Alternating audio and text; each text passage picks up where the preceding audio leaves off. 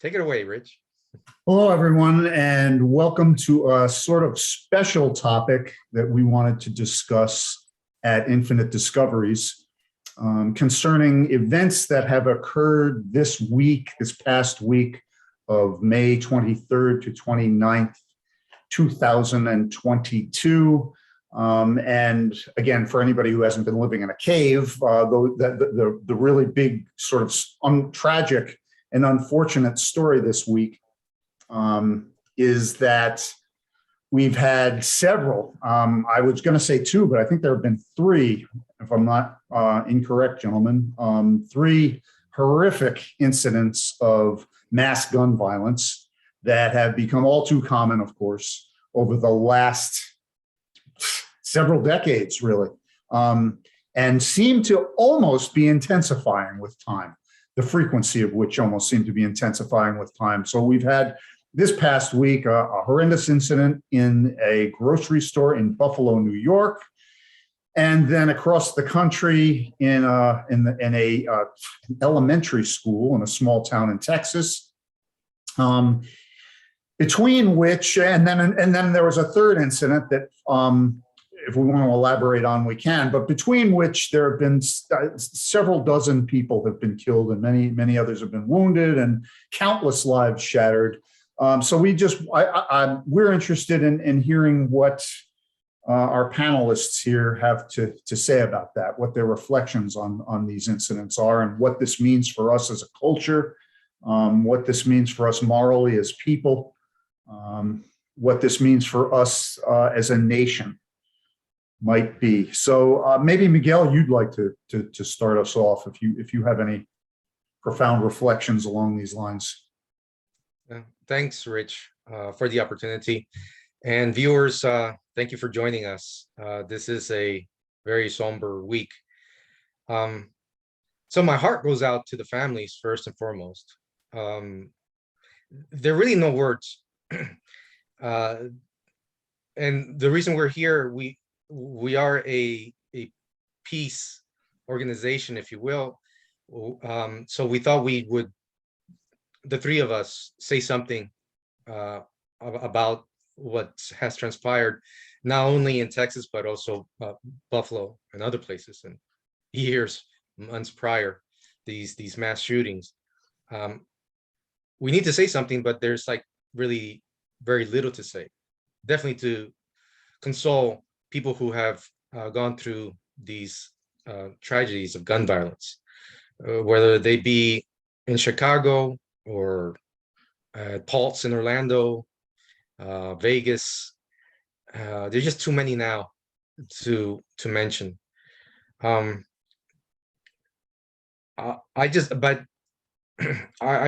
not very optimistic. I want to say that I hope there is a turning point, but I believe that this will happen again, and we just don't know where, and we don't know who it's going to affect next. Something has to change, and it does have to begin with Congress. And I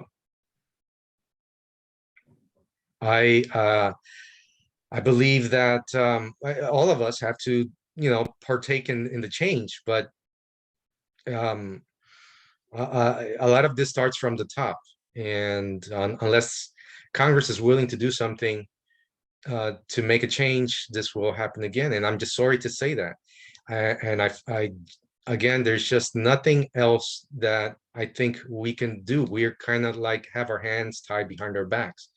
And it's unfortunate that we seem to be the only, at least industrialized country that's going through something like this. This is really a hell. I think there are some cultural aspects to this. I think there's some religious aspects to this, and we can talk about this at another time. But as a Christian, I know that some interpretations in the Bible are taken perhaps out of context or misinterpreted, that things like this should be happening, or there is no way to avoid these things from happening from probably some Christians' perspectives. and I don't agree. So we have to take a look at also faith. Okay, we have to take a look at the religious aspects as well as the political and cultural aspects. If we're going to find any solutions, if we're going to find any healing, and so far we are very short on that, on having our religious leaders trying to bring us to some type of reconciliation and healing. All right, well, thanks. My guess is that I'm going to reprise your pessimism, Miguel. So I'll go next because I want to end on an optimistic note, and Aurobindo always provides that via the legacy that he comes from. So I'll just briefly say that, I think everything you said, but you made some great observations, and as far as these were the way this strikes me. It's the same. It's a horrific incident. It's tragic. All these things are tragic beyond words. And I, like you, am somewhat pessimistic that there's going to ever be a solution. And I think the reason is because, again, whether you agree or disagree with this, whatever side of the gun control issue you're on, I think America, our culture, has made a decision that this is what we are willing to live with in order to have the right and the freedom that many people argue is constitutionally guaranteed. There's a lot of dispute over that, to own guns and to carry guns and to have access to guns when pretty much as we wish.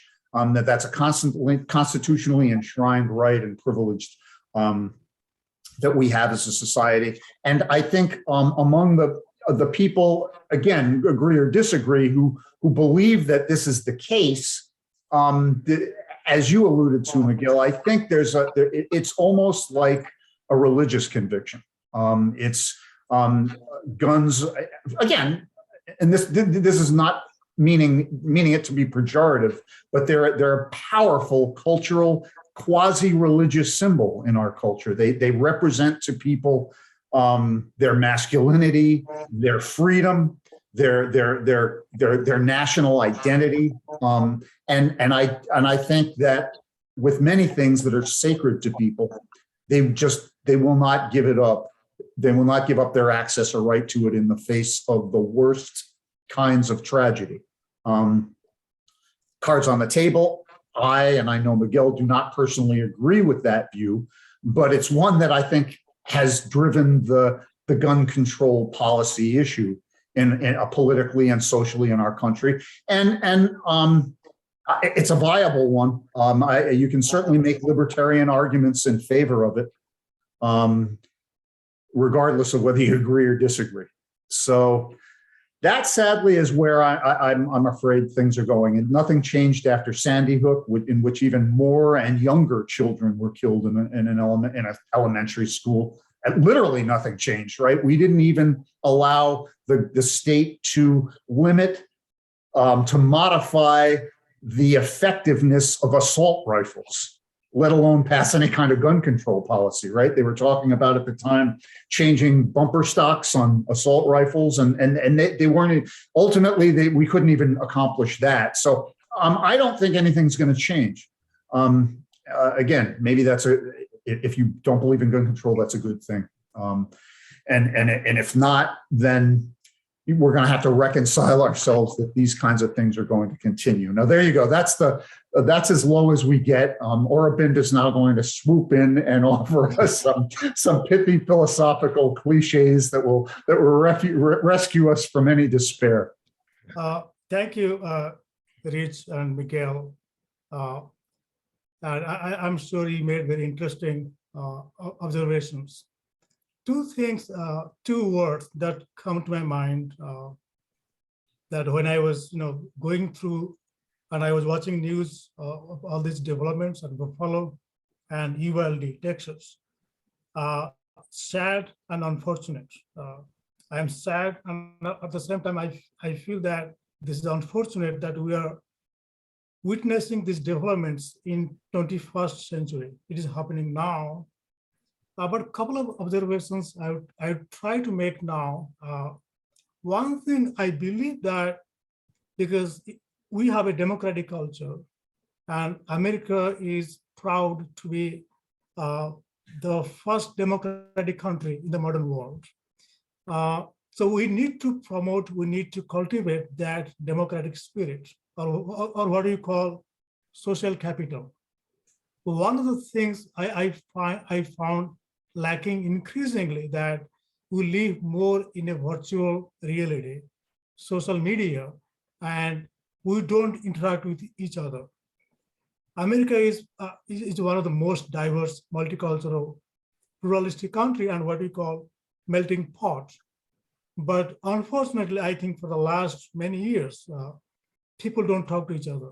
I mean, we have differences. We are different. We think differently. We have different ideas, beliefs, but at the core, we are all human beings. We have, like I say to my students, that we have two eyes, two hands, two legs, and we like all good things. But I think that is lacking. That factor, that interaction, that dialogue, that's lacking, and I think we need to cultivate that more and more. And interestingly, today I was reading a book by Michael Nagler, professor from UC Berkeley. He published a book, I think last decade. It is titled "In Search for Nonviolent Future," and it's a very interesting book. I would recommend the viewers to read that book. So basically, he's arguing that violence is not just physical violence. When you see the violence, it's not just killing somebody or beating somebody or hurting somebody physically. It is much more subtle, much more deep. Even if I think negative about a particular person, a particular community, particular race, I am already committing violence, though it is not visible, right? So the violence begins in human mind. It starts with the mind, then it translates into action.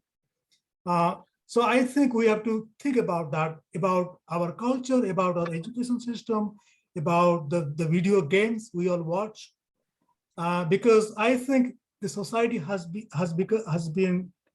it is becoming much more violent in the recent decades because of the culture, because we focus more on what is visible, what we see, what we directly experience. But I think we need to go much more deeper, much more subtle level of human thinking and human behavior, because I think violence is there, right? Unless until we address that, we will have much more violence, and all the political talks, all the so-called dialogues, the ad hoc measures, they won't help. Even I believe that if we have gun control measures, that people will find loopholes, people will find other ways to commit violence. I am not against gun control measures. I am absolutely for that. But I think we need to go much more deep, much more subtle level to our thinking, to our society, to our culture. And I am actually optimistic. I'm not pessimistic. I'm optimistic. And I think the work we are doing in this Infinite Discoveries Forum, and we are engaging more and more people, and let us all think together. Let us all pray together, and let us all interact and address the violence that is emerging from within all of us. So, yeah. That's excellent. Yeah, and I think, as always, the philosopher, and which, just to note, your area of expertise as a political scientist, one of your main areas of expertise is conflict resolution, and this definitely and what you're saying definitely addresses the gun violence issue as a symptom of much deeper causes that come from human conflicts, and which is also an argument, again, that proponents of gun rights would advance. And as somebody who is generally in favor of gun control and even willing, again, cards on the table, I'm a gun owner, have been ever since I was in law enforcement, have one right next to my bed at night, frankly. But simultaneously, somebody who is very much a proponent of gun control and maybe strict gun control. I think that argument that that we should look beyond guns themselves to deeper causes of why people are misusing them is a good one. It's a valid one. I say the same thing. I've always said the same thing about drug abuse, for instance. I'm in favor of decriminalizing many drugs right now that are criminal, and because of sort of the same thing. Outlawing drugs does not solve the problems that lead to drug abuse, and I think outlawing guns probably wouldn't eliminate the deeper causes of violence, which is what the real problem is. Is that what you're saying, Aurobindo? Yeah, but to add to that, no, I'll tell you a very interesting development. I went to one of my friend's house a couple of weeks ago, and he showed me all kind of guns. Like he had like 10, 12 guns, like all kind of assault rifles. You can fire like as many rounds as you want, like the big guns. But then we had a lot of interesting discussion over dinner. So we were talking about the key question again. I was asking him that how many guns you need actually, right? How many guns you need? What kind of guns you need? I mean, I understand that our founding fathers, they understood the importance of security, and we have the Second Amendment. But that time, the kind of guns they're different than the guns we have now. And to think of this, imagine of a society in which we are all peaceful, we are all non-violent, but how many guns you need?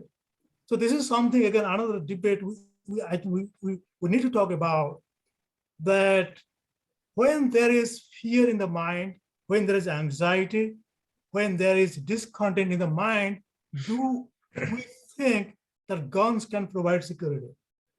Right? Yeah. So again, this is a bigger, larger question, I understand. Oh, go ahead. Please go ahead. No, you go ahead. No, I think that's a really, I personally agree. That's a great point you make. I think the libertarian argument counter to that would be, it's none of your damn business why I need a gun. I want one, and it's my right to have one. And I don't deny you the right to do what you want to do. So so you shouldn't try to deny me my God-given right to do what the heck I want, right? I mean, that's I think the libertarian argument against the notion that, well, why do we need guns? If we were all more peaceful, we wouldn't need them. I think the libertarian argument is that still no reason to impede or repress or deny fundamental individual liberty. But Miguel, I don't want to exclude you from the discussion either. What do you think about that? Do you agree with Aurobindo that's the root cause of the proliferation of guns and gun violence is sort of this deeper lack of peace within that we have, and it's about conflict between people and the sense of the need for security? Part of it is that, but then look at the other countries. They have also, like Irina said, 2 eyes, 2 ears, and they don't seem to have the gun violence that we do in the United States. Yeah. So I think point in Aurobindo's favor, then, I would think, right? Yeah, I mean, you have to address the problem. Maybe isn't guns as much as it is some deep root cultural issue in the United States right now. Maybe, well, right? but they limit guns as well. Almost all these other nations limit guns. So I'm not saying the argument in the United States currently is mental health or limiting guns, gun control. It's both. It's really both. And you have to invest in both. Can I add something? So yeah, so I think perhaps I should clarify myself, Rich, that yeah, I agree that it's a much more deeper issue. Just superficial policies won't work. But at the same time, we also need to think about some kind of gun control, because I understand that, and you gave a lot of interesting, useful reasons why people want to have guns, right? People feel more secure. It's kind of sign of masculinity, or it's about liberty and all those things. But the question then is, do guns really make one secure? I mean, I understand that we are a democratic society and we have liberty, rights, and everything. So again, I mean, I understand that we are not going to resolve the issue in one meeting, but I think we need to have more dialogue. People need to talk more about, and certainly I agree that we cannot force on the people, because we are a democratic country, that we cannot say, hey, I will take away all your guns tonight and you will have no guns tomorrow.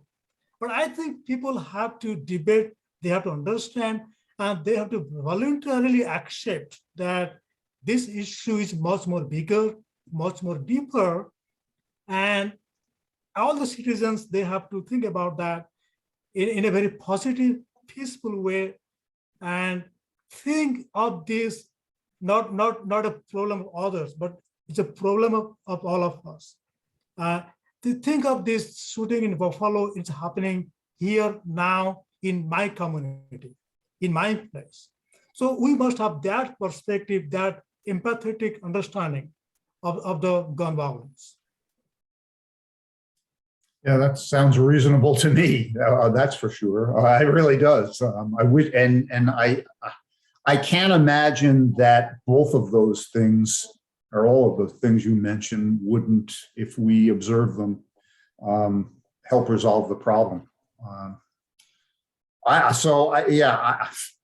I'd like to conclude this on some sort of definitive note, if that's what we're doing. Does anybody else, Miguel or Urban, do you want to add anything? Let me just Please go ahead. this is the book that Arobinda was talking about, The Search for a Nonviolent Future by Michael Nagler. Actually, I got his autograph on this, so I met him. I met him. So, and we're not getting paid for this promo. It's just for our viewers who are interested in learning more about nonviolence and maybe helping to solve this issue, because it's going to take all Americans to help solve this issue. It's a great book, because I'm reading that now. The book, Miguel, you are showing now, and also he will also give the link to my articles on the Buffalo shooting. I will send that. And I think the work we're doing, Miguel and Rich, in this forum, that we need to do more dialogues, more activity, perhaps involving more and more people in the coming days. And so there is a saying that let us think together and work together. Because when we think together and work together and think the problems in our society as our problems, then I think we have a better perspective, better understanding, perhaps better pathways to address this conflict. And those are extremely eloquent and hopeful words to end this discussion on or with. Unless anybody else has anything to say. One last thing for our viewers, thank you for joining us. And look out for the links to Arobinda's writings in our website, infinitediscoveries.org. And please don't forget to like and subscribe this channel. Until next time, be well. Thank you.